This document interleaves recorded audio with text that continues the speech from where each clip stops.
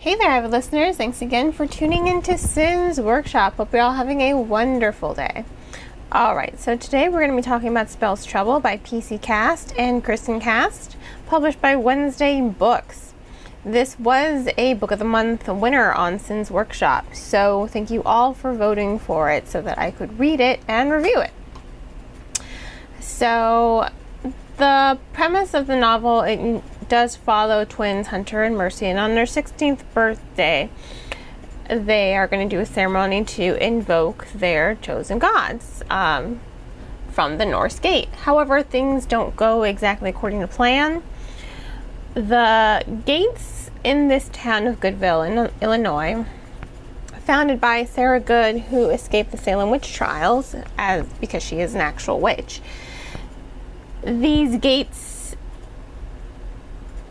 lead to a certain underworld. So, Norse tree, Norse underworld. Japanese, Japanese underworld. Egyptian, Egyptian underworld. There are 5 different trees to mark the stars of a pentagram to keep this town safe. Unfortunately, there's something wrong with the trees.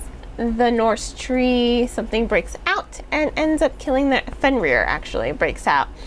And their mother sacrifices herself in order to seal the gate and send Fenrir back. So now it's up to the twins to figure out what's going on with the gate so they can keep their town safe. Everyone in the town, they know that they're witches, but they don't know that they are actual magical, I guess charmed, you could say, witches.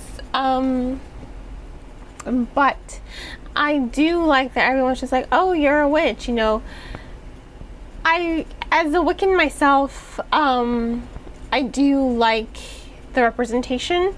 It's not all fantasy. A lot of it is steeped in what you can find, those rituals you can find in Wiccan books. Nothing super outlandish. It's not really offensive. It is very respectful, not just of Wiccan practices, but also Wiccan belief system and other cultures as a whole. So, I did like that aspect of the novel. And overall, I did enjoy the pacing and the storytelling of the narrative. You're following 2 twins, and they're such polar opposites, but they have such a deep bond with one another that is very interesting. You have Hunter, and she is the introvert. She is the thinker.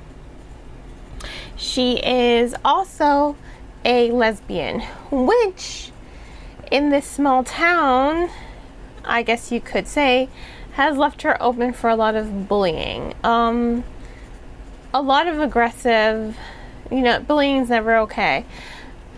And I don't want to say Mercy is dismissive of it, but I'm going to be honest, I didn't like Mercy as a character at all.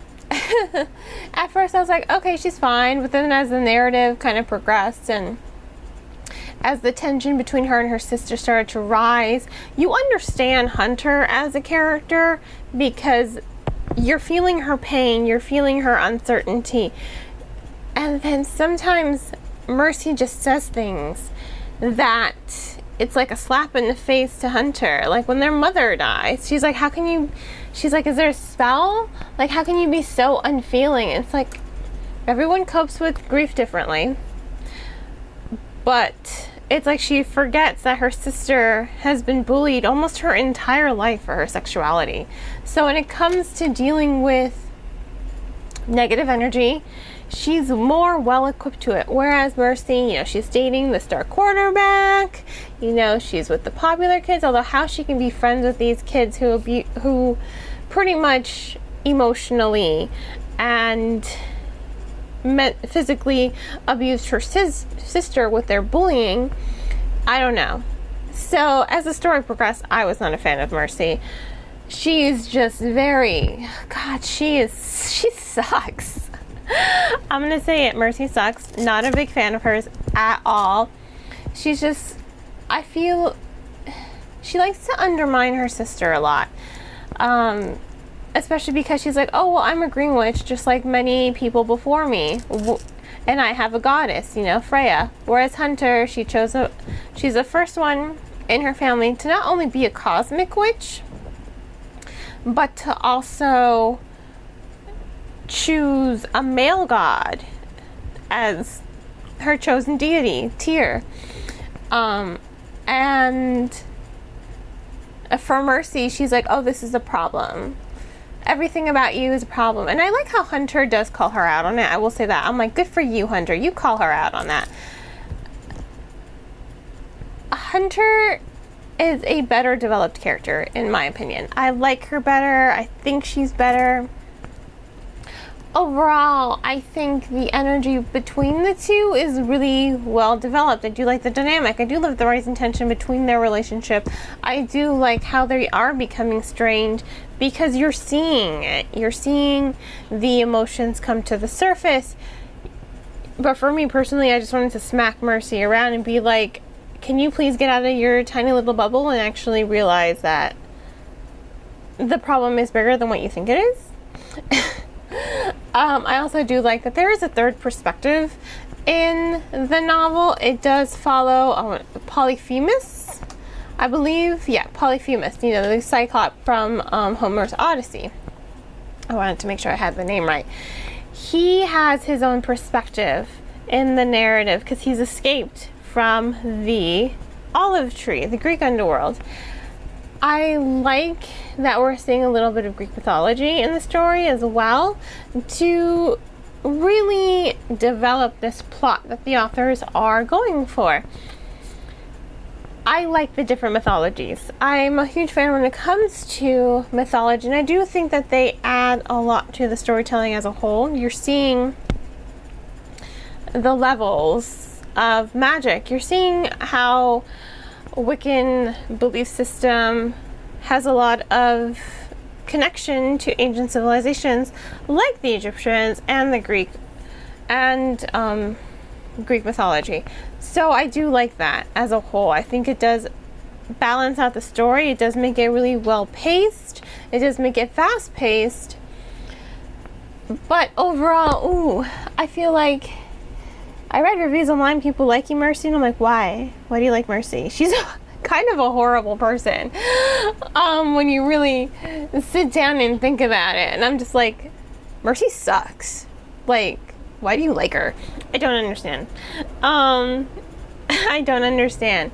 I can understand that Hunter can be at times a little abrasive, but again, she is more relatable to the reader because you are really feeling a lot of her pain and anxieties come to the surface of the narrative. Now, overall, I really don't have much to say. I do think it was a good story. I do think it was well written. I do like the tension, the rising tension. I do like the plot development. I do like the characterization for the most part. I may not like Mercy, but I will say Mercy is, to me, she was unlikable, but she was still well written. I didn't like her for my own reasons because I just think she's kind of a terrible sister. But overall, she does balance out Hunter in a really good way to make her somewhat tolerable, even if I didn't like her personality one bit.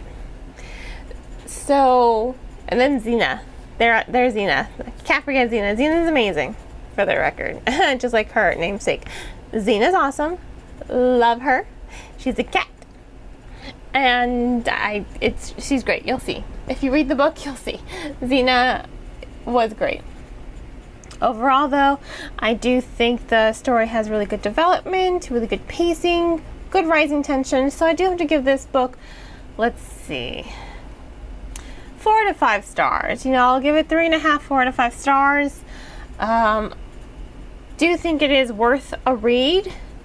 I know a lot of people have lots of issues with it. I came across this recently, just today, just in my feed. A lot of people, there is a scene between Mercy and her boyfriend. It is a little explicit, but it does add something to Mercy's characterization. It's probably another reason why I didn't like her. But it does add something. It is a little uncomfortable to read, probably because it is really relatable. Because she does something with her boyfriend and then instantly she kind of regrets it.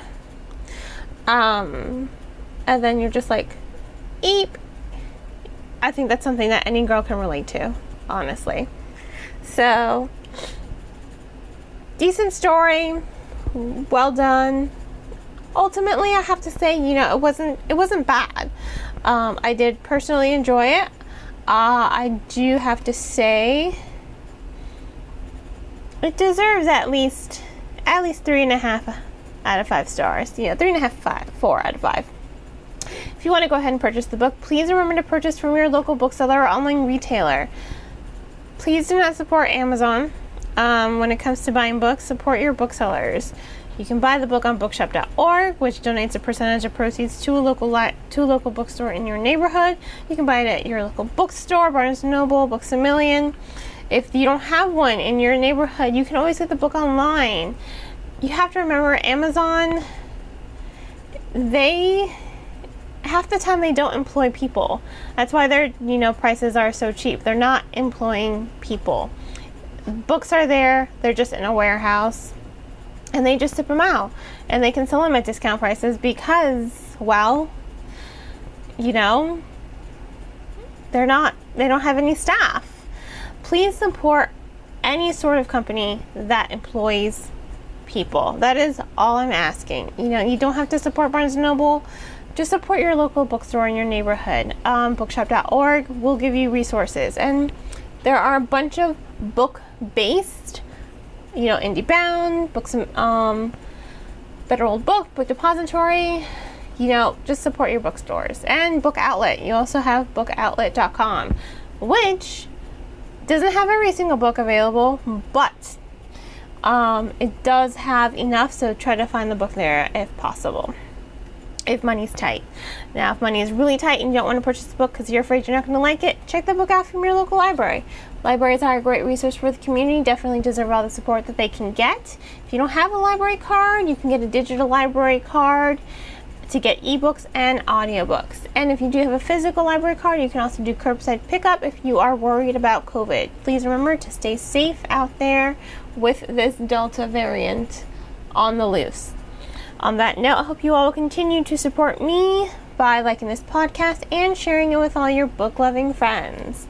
You can also become a supporter on Anchor FM, my recording platform. There's information on that in the description of this podcast.